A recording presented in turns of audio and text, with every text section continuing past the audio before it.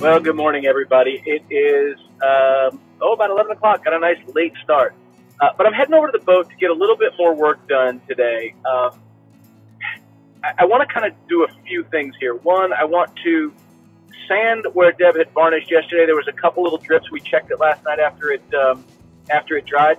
There's just a couple little spots right along the top of the roof. It's a little hard when you're so used to brush strokes where you go up and back down. And unfortunately, when you go up toward the ceiling, there's not a lot of room to smooth that out. So when we both varnish, we end up having a little bit of a challenge area there, and we get a couple of small drips or runs. So I'm just going to take some 220 grit sandpaper and quickly sand those couple of areas. The rest of the walls all look good. I don't think we're going to have to do any more coats other than just a touch up in these few little areas where there were some runs or drips. And again, it doesn't look bad, but if you put a light up against it or the light shines just right, you notice them. And, we're doing all this work. We want it to look good. Not perfect, but good. I've always joked I want everything to look good from 10 feet away. But down below, I want it to look good from 3 feet away because you're a lot closer to it. So I've got that going on today. I'm going to try and do a little bit of work on Last Affair, which is interesting. Because we're kind of wrapping up and getting ready to move back on the boat, it also means our daughter's going to be moving back onto Last Affair. So I need to do a little bit of resealing around the back ports. I've noticed they started to drip while it's just been sitting there. And I'm also going to take the old mattress out of the owner's stateroom out. So I'm going to cut that into some strips to make it a little easier to remove from the boat. She ordered a new mattress, but I don't want her to have to put that on there until I get these ports resealed because I don't want to risk any drips getting on the new mattress. So that's also on the agenda for today. And then I think if I have some time, the other thing I'm going to do is I noticed I'm still getting a little bit of water leaking around the main mast in Dream Chaser. That happens to be in McKinley's stateroom. So I'm going to take a little pry bar and I'm going to try and remove these couple of pieces of wood right around the edge of the mast opening in the deck to see if I can tell where exactly this is coming in. My gut tells me I think I know where the water's coming in, but I need to remove this wood to know for sure. So around the opening, there is a stainless steel frame. So essentially there's a square hole or a rectangular shaped hole cut through the deck. And then there's a stainless steel fitting that goes inside of that. And the fiberglass goes right up to the edge of that stainless steel, that square stainless steel. Inside the stainless steel, there is a hard plastic formed collar. So instead of, old style boats, you'll see a shim where they shim the mast straight. This is kind of the high dollar equivalent to that. So the previous owner did a great job with this. He put one of these in, and I don't believe that's where the leak is coming in. I actually believe it's between the fiberglass and the stainless steel collar. So I will take a closer look, but I'm going to remove this wood, and then hopefully next time it rains, or I'll try and do this with a hose to see where it's ultimately coming in. What I have found over the years in refitting boats is what you try to replicate with a sprinkler, a hose, a spray nozzle, whatever it is, it never seems to do the same thing as just plain old rain or seawater coming over the deck. So it'll be a lot easier for me to wait for the rain and see how that looks rather than take it out any kind of rough seas and get water over the bow. So this is going to be my first work at doing this. It's not a horrible leak, but quite frankly, I don't want drips at all down below. I had a runny tiki. Now I have a drippy tiki, but I want it to be a dry tiki. So off we go to the boat. So this is the mast boot I was mentioning, and you see here the stainless steel collar. Funny thing is I was thinking it was a collar. It's not. It's a plate on top of some solid wood. And what we can see pretty obviously right here, which is where I get the primary portion of my leaks, it's got an indentation right here. So the water is running here and going down, probably through the deck where the old hole used to be right about here that held the belaying pin rack down.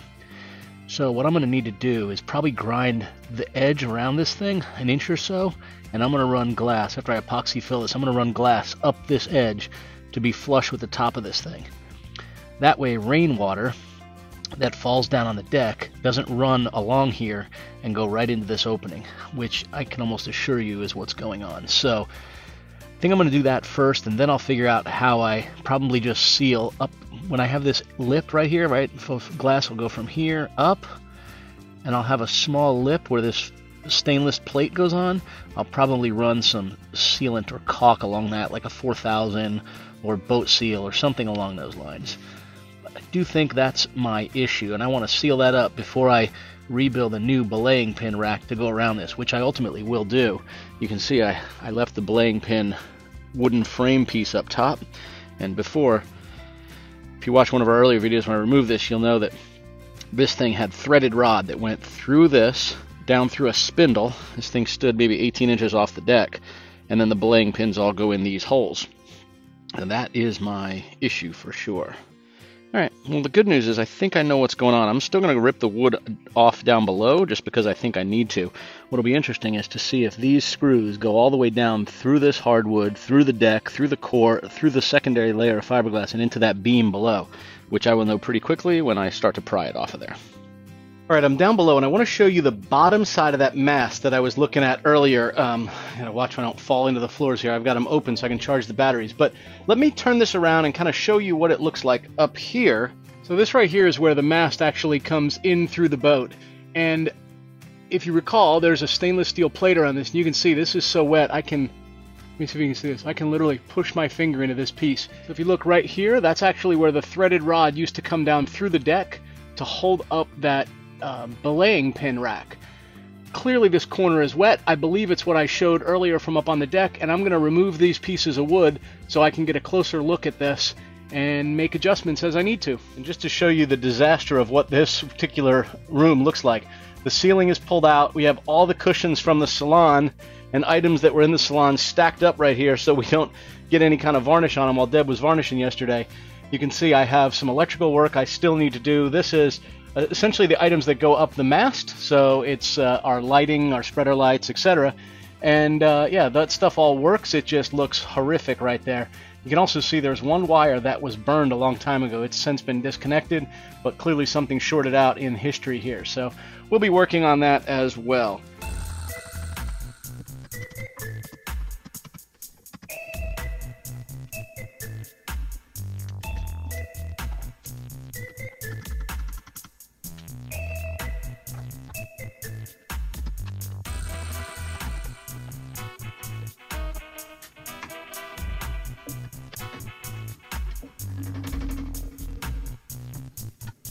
Alright, I have now removed the trim all around it. You can see those screws coming down through. So I might have to try and get a little clever on my solution up here. That stainless steel bracket holds that hard formed plastic in place that ultimately keeps the mast centered right there, and I don't want to mess with that. So I may end up having to come up with a different solution. I may do exactly what I said earlier, which is epoxy fill that wood that's up top, which doesn't appear rotted. It still seems very strong and solid.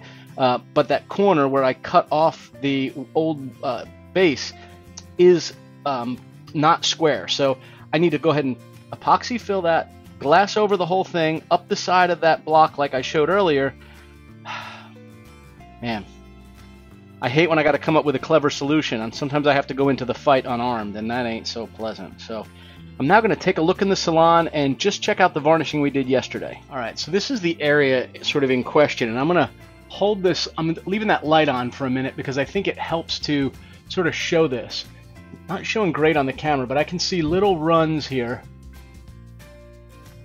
Yeah, there you go. You can see the little runs up here, and that is just where when the brush stroke went up, the brush was still loaded and a little bit extra kind of ran down. So I'm going to do a light sand across the top of this with 220, and we'll just touch it up and do it very, very lightly. I think we'll be able to do that and just touch it up as opposed to doing the rest of the walls. These all feel really good. I like the way they feel, nice and smooth.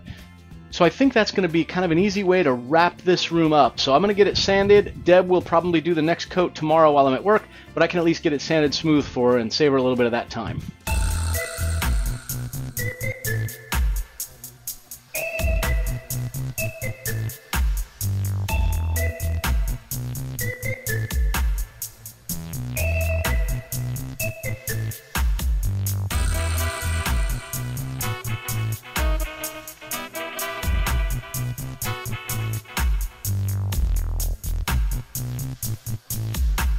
I've finished sanding the wall. I've not wiped it down with any kind of alcohol or thinner or anything, but what you can see, if you kind of look up here, where those runs were are now smooth, and that's really what I wanted to get to. I took a little bit of the layer off, but at the end of the day, the amount I took off is minimal.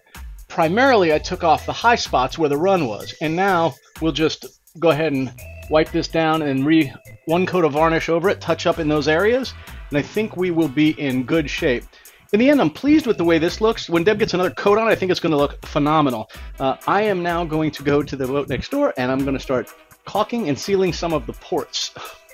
I changed my mind and got over here and decided to work on this mattress. So this is a memory foam mattress, and I started by having to lay down, and basically I just cut the covering off of them, right? They have a sewed-on covering that goes over the whole thing.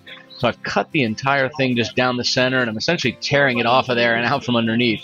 This is a 12-inch thick mattress, and it just is really challenging to sort of maneuver around with that.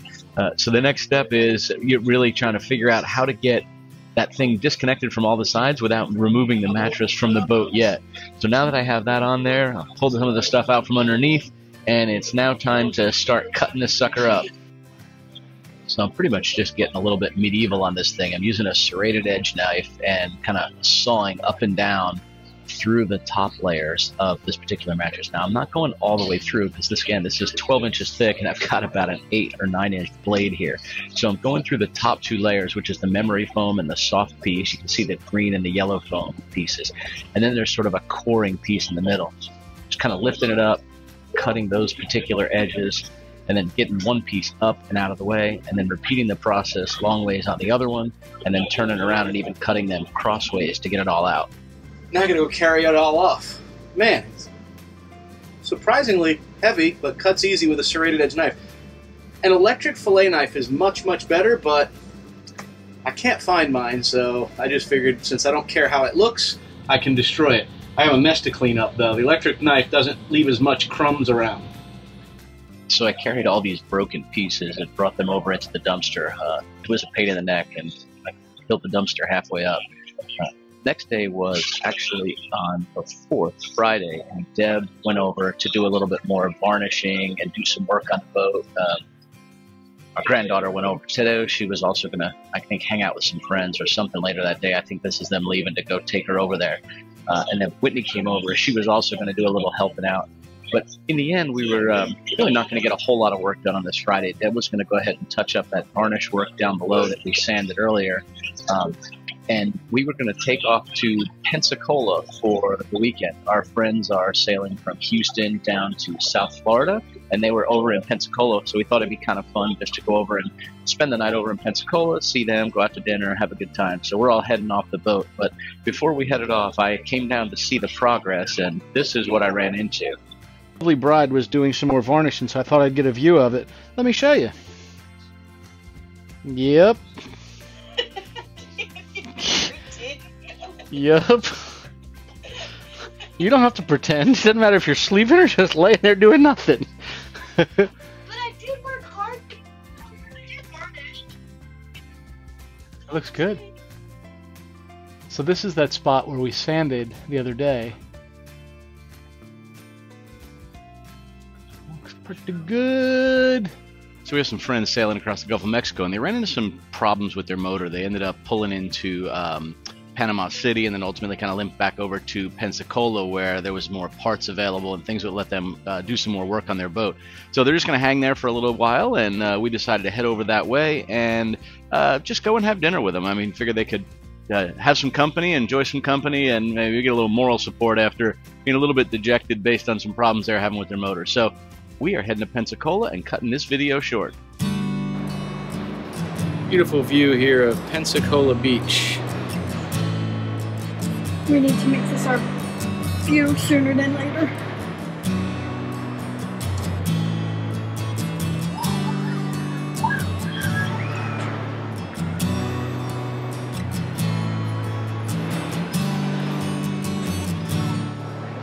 Hey, it's Gil and the rest of the crew from the Sailing Vessel Dreamcatcher. We decided to take a weekend out in Pensacola Beach. Beautiful place. We figured we'd stay right on the beach. It's winter time, so while it's not swim in the water time, it's certainly comfortable and beautiful scenery.